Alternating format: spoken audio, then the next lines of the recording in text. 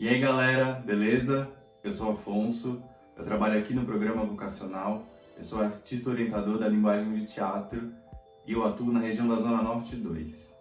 Bom, nas semanas anteriores estávamos trabalhando com gesto, narrativa, depoimento, memória e agora a gente vai continuar a trabalhar com memória e narrativa para cavar um pouco mais sobre o nosso passado e ver como é que ele reflete aqui no nosso presente. Então, bora lá! Esse conteúdo integra as ações da edição 2020 do Programa Vocacional da Secretaria Municipal de Cultura em parceria com a Secretaria Municipal de Educação de São Paulo. Bom, nas orientações anteriores, como eu disse, estávamos trabalhando com os assuntos relacionados à memória e como que ela reflete o nosso presente através das nossas narrativas e dos nossos gestos. Na primeira orientação, a gente trabalhou com fotos antigas, fazendo releituras. Já na segunda, a gente trabalhou com um exercício chamado Verbatim, em que buscávamos por memórias dos lugares onde a gente morava e, através delas, tentávamos reconstruir a história do lugar onde a gente vive hoje.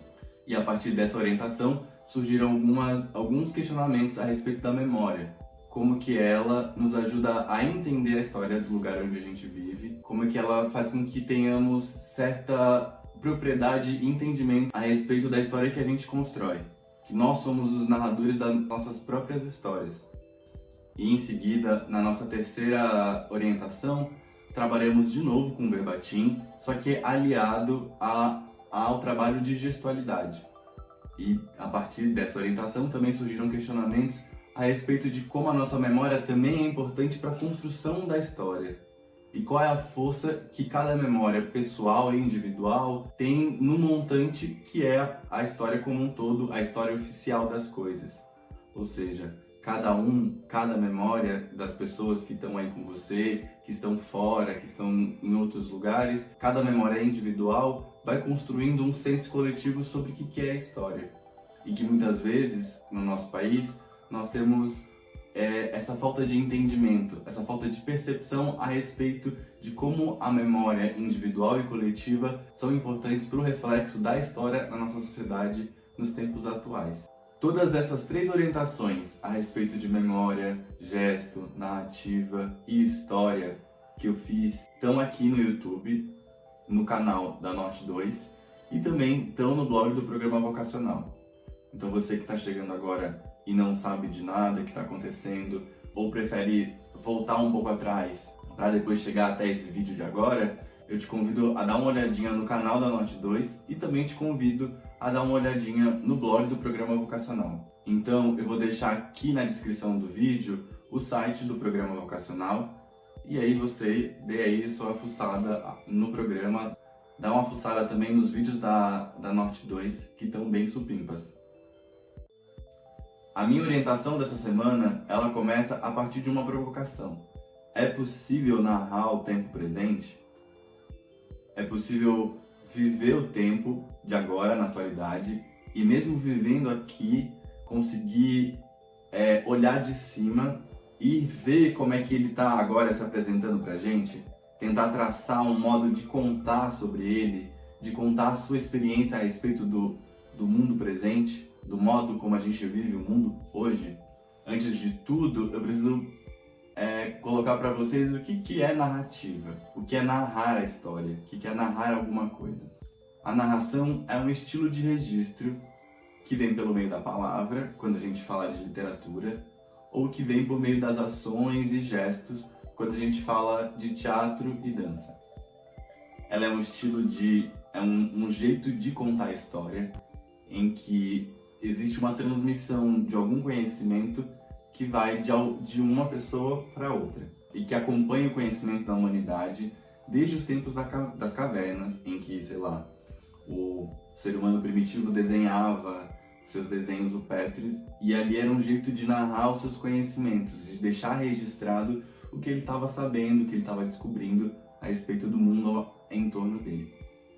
A narrativa, como eu disse, era um jeito de transmitir uma história para o outro, em que o narrador, a narradora, que pode ser uma pessoa real ou pode ser uma personagem fictícia, ela vai construindo o imaginário do seu mundo passado. Ela vai contando a respeito do que aconteceu com ela ou do que ela viveu e viu.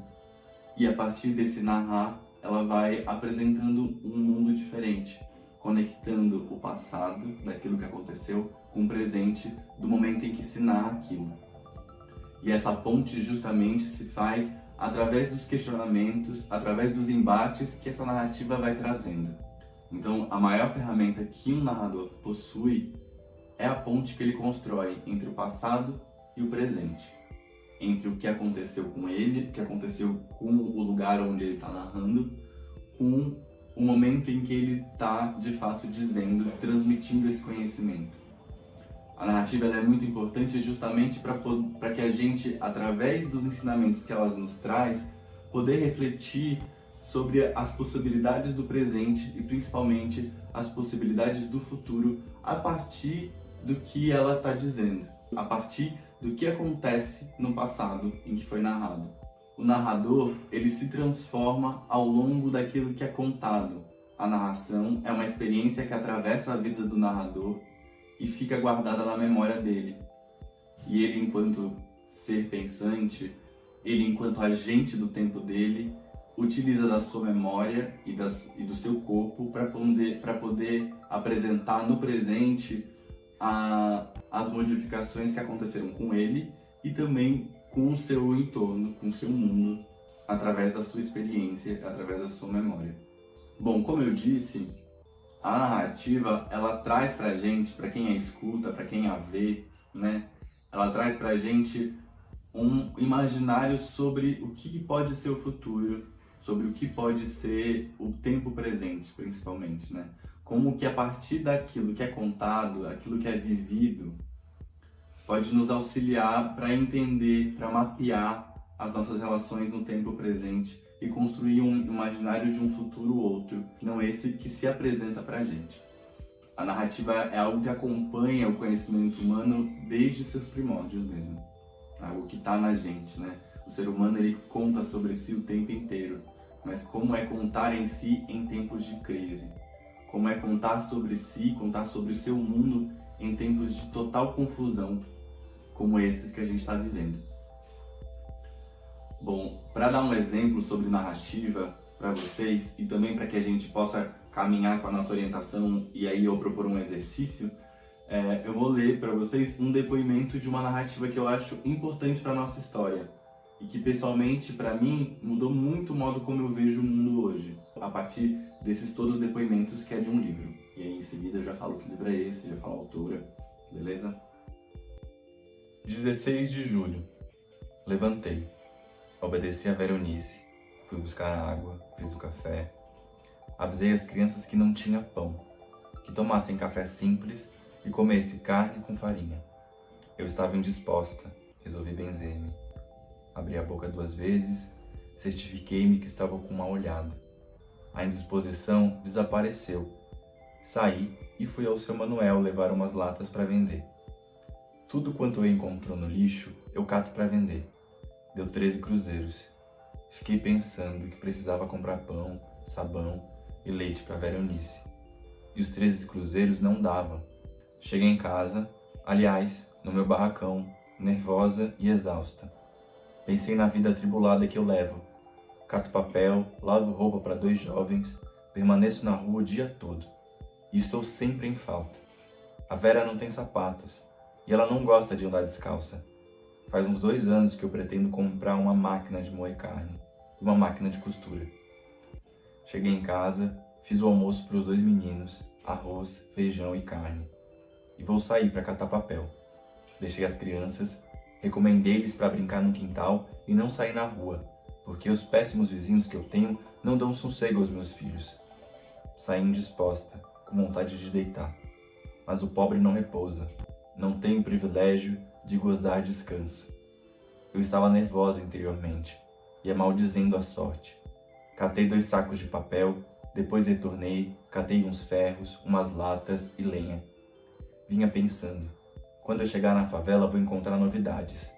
Talvez a Dona Rosa ou a indolente Maria dos Anjos brigaram com os meus filhos. Encontrei a Vera Eunice dormindo e os meninos brincando na rua. Pensei, são 2 horas. Creio que vou passar o dia sem novidade. O João José veio avisar-me que a perua que dava dinheiro estava chamando para dar mantimentos. Peguei a sacola e fui. Era o dono do centro espírita da rua Vergueiro 103. Ganhei 2 quilos de arroz, idem de feijão e 2 quilos de macarrão. Fiquei contente. A perua foi-se embora. O nervoso interior que eu sentia ausentou-se. Aproveitei a minha calma interior para eu ler. Peguei uma revista e sentei no capim, recebendo os raios solar para aquecer-me. Li um conto. Quando iniciei outro, surgiu os filhos pedindo pão. Escrevi um bilhete e dei ao meu filho João José para ir ao Arnaldo comprar um sabão, 2 melhorais e o resto de pão. Pus a água no fogão para fazer café. O João retornou-se. Disse que havia perdido os melhorais. Voltei com ele para procurar. Não encontramos. Quando eu vinha chegando no portão, encontrei uma multidão. Crianças e mulheres que vinham reclamar que o José Carlos havia apedrejado suas casas, para eu repreendê-lo. Vou deixar aqui na descrição do vídeo o trecho do depoimento que eu li, para que vocês possam ter acesso e que a gente possa fazer um exercício agora. O depoimento que eu li agora é um trecho de um livro chamado Quarto de Despejo, Diário de uma Favelada, da escritora Carolina Maria de Jesus. O livro foi escrito entre os anos 50 e os anos 60 e só foi publicado mesmo no ano de 1960. Carolina, ela foi uma mulher negra, catadora de papel, mãe solo de 3 filhos e moradora de uma das primeiras favelas da cidade de São Paulo, o Canindé. A Carolina, ela se tornou uma grande narradora do seu tempo e também uma figura muito importante da nossa cultura brasileira, porque no tempo em que ela vivia, por ser a pessoa que ela era, ela teve a possibilidade de narrar o seu tempo em forma de diário e, a partir disso, narrar as diversas opressões em que ela vivia naquele momento. Ela conseguiu apresentar uma outra versão da história, uma versão que era silenciada, uma versão que contava um mundo da periferia emergente que estava surgindo na cidade. Uma coisa que poucas pessoas conseguiram fazer e ela foi uma das primeiras, através dos seus diários, denunciar as diversas atrocidades que cercavam ela, que cercavam os filhos dela e que cercavam diversas outras pessoas que eram migrantes, eram negras e não podiam fazer parte da sociedade por serem quem eram. E até hoje, os escritos da Carolina são referência cultural pra gente porque a nossa sociedade ainda não mudou. A nossa sociedade ainda é racista, a nossa sociedade ainda é classista, ela constrói diversos tipos de estruturas que impedem a liberdade de pessoas que não estão dentro de uma normatividade pautada pelo dinheiro, pautada pela raça, pautada pela classe. Bom, a partir dessa nossa conversa, eu convido vocês agora a, junto comigo, fazer uma análise desse depoimento que a gente leu, certo? Como eu disse, ele vai estar aqui na descrição do vídeo, então é só dar uma clicadinha nele, pode dar uma pausa agora no vídeo, lê o depoimento, depois volta aqui e, enquanto eu vou falando, vai analisando junto comigo essa narrativa. Pode ser? Então pega aí papel e caneta, dá uma pausa no vídeo agora e lê o depoimento. Em seguida volta aqui, que aí a gente começa, certo? Tendo lido o depoimento, a primeira coisa que a gente vai fazer é analisar o tempo dessa narrativa. Em que momento isso acontece? A Carolina, ela coloca a data, ela coloca o dia. É possível, através da leitura, perceber se era dia, se era noite, se estava chovendo ou se estava fazendo sol, se era um dia mais tranquilo ou se não. Tudo isso relacionado ao tempo, certo? Quais são as instâncias do tempo que aparecem nessa narrativa? Escreva aí sobre o que você percebeu a respeito do tempo. Em seguida, a gente vai analisar o lugar, o espaço. Então, quais lugares em que a Carolina cita nesse depoimento dela? Quais ambientes que ela passa, como eles são, eles são grandes, são pequenos, tem lugares que são espaços externos, lugares que são espaços internos. Ela narra as suas trajetórias, ela narra de que lugar ela foi. Você consegue imaginar a rua, consegue imaginar o barracão onde ela mora. Então, escreva agora sobre o espaço. Que lugares são esses por onde ela passa, ou por onde ela está e fica? Em seguida, quais são as pessoas? Quem são as pessoas que estão aí com ela, que ela cita? Ela tem filhos? Ela não tem filhos? Como você imagina os filhos dela? Como você imagina os vizinhos dela? Como você imagina as pessoas que estão aí? Quem são essas pessoas? E quais são as relações que ela tem com a Carolina? E o que essas relações podem dizer a respeito da própria narradora, que é a Carolina, e também da narração em si. O que essas pessoas influem a respeito do imaginário que você constrói sobre o que você está lendo. Então, escreva aí a respeito das pessoas que atravessam a narrativa da Carolina. Em seguida, vamos analisar a própria narradora. Então, como é que você imagina a Carolina enquanto ela se descreve? Ela é tranquila? Ela é raivosa, nervosa? Ela está angustiada? Você imagina ela uma pessoa, sei lá, alta, baixa? Como é que você imagina a voz dela? É uma voz doce? Uma voz áspera? Uma voz cansada? Como é que você, sei lá, imagina os olhos da Carolina? São olhos despertos? São olhos estressados? Olhos calmos? Então, descreva para mim como você vê a Carolina aí nesse momento. E por último, vamos analisar o que ela está falando nessa narrativa. Quais são as situações que ela passa nessa narrativa? Ela passa por situações tranquilas? Ela passa por muitas situações? Passa por poucas situações? São coisas que modificam o estado de presença da Carolina? São situações que modificam o modo como ela está? Que demonstram como ela é? Então, quais são essas situações? Então, sei lá, a situação dela indo catar papel, a situação dela indo buscar comida, pedir para o filho ir buscar comida, a situação dela conversando com os vizinhos.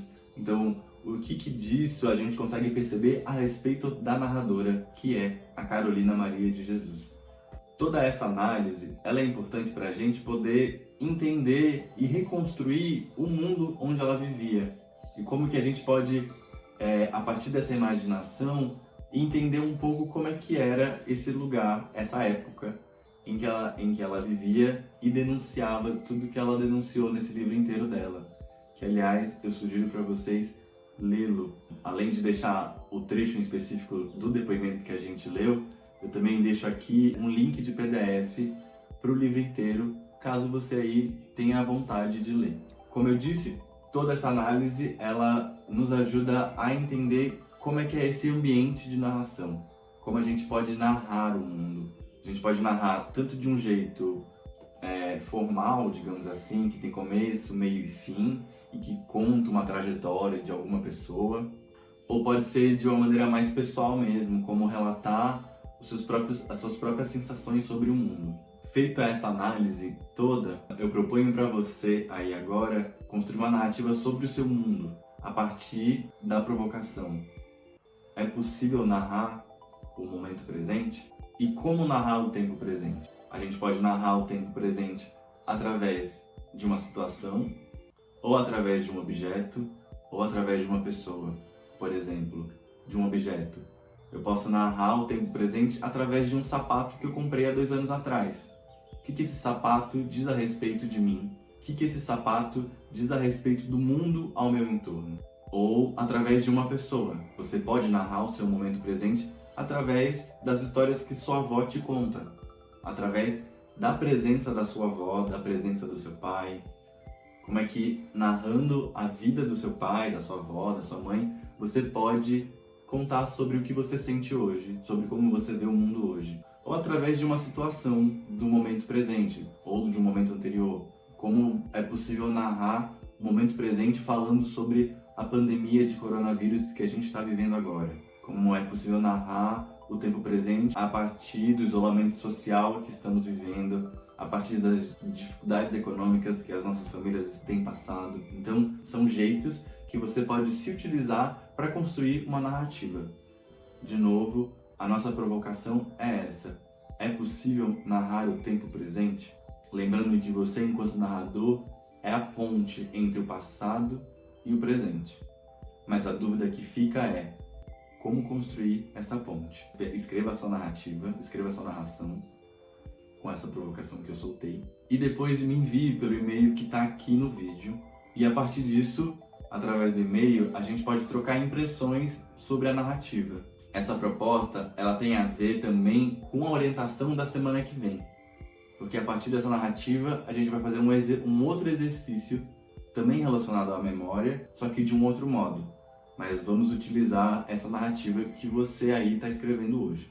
Na próxima semana, a gente continua com o nosso trabalho de narrativa, depoimento e memória, com o anseio de cavar cada vez mais o nosso passado e construir o nosso presente, beleza? Então, valeu e falou!